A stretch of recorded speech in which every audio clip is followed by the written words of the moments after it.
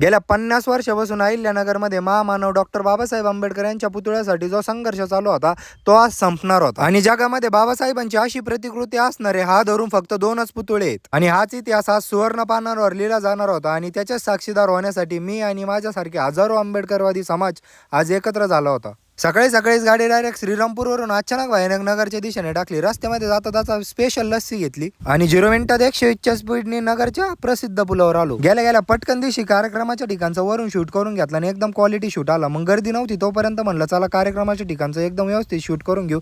गेल्या गेल्या अचानक भयानक कार्यक्रमाला सुरुवात झाली आणि या मुलींनी खूप सुंदर डान्स केला। त्याच्यानंतर आम्ही कार्यक्रम बघत उभाच होतो। त्याच्यानंतर मग डायरेक्ट आहे ना ज्यांचे गाणे ऐकून डायरेक्ट अंगावर काटे येतो असे आनंदजी शिंदे साहेब यांच्या गाण्याच्या कार्यक्रमाला सुरुवात झाली आणि जेवढे लोक आतमध्ये होते तेवढेच लोक बाहेर होते। आणि एवढी गर्दी फक्त ज्यांच्या सहीमुळे भारतातल्या प्रत्येक नागरिकाचं भविष्य सुरक्षित आहे त्यांच्या पुतळ्याच्या उद्घाटनासाठी झाली होती। आणि त्याच्यामुळेच प्रमुख पाहुण्यांना आतमध्ये येण्यासाठी सुद्धा जागा नव्हती।